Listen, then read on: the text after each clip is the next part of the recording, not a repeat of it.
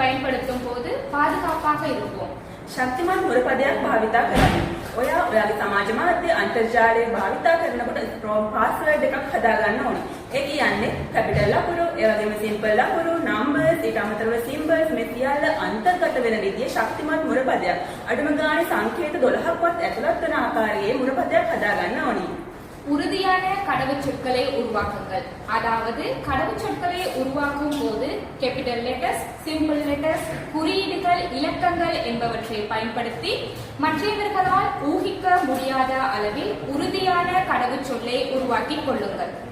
ඒ වගේම අන්තර්ජාලය සමාජ මාධ්‍ය භාවිතා කරන ඔබ අතිශය පෞද්ගලික තොරතුරු බෙදා ගැනීමෙන් වළකින්න ඕනි. தனிப்பட்ட விடயங்களை இணையத்தில் குறிப்பாக சமூக ஊடகங்களில் பதிவிடுவதை தவிர்த்து கொள்ளுங்கள். அதாவது உங்களுடைய பெயர், வயது, பாடசாலை விவரங்கள் மற்றும் வீட்டு விலாசம், வங்கி விவரங்கள் போன்றவற்றை சமூக ஊடகங்களில் பகிர்ந்து கொள்ளாதீர்கள்.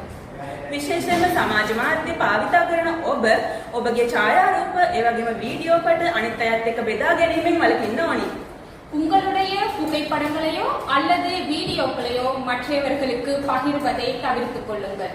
ඔයාලට ලැබෙන විවිධ පණිවිඩ හරහා විවිධ ලින්ක්ස් ලැබෙනවා ඇති. මේ වගේ ලින්ක්ස් ක්ලික් කරන්නට යාමෙන් වළකින්න ඕන.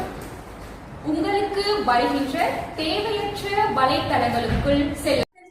සමාජ මාධ්‍ය භාවිතා කරන ඔබ இணையத்தை பயன்படுத்தும் போது be smart.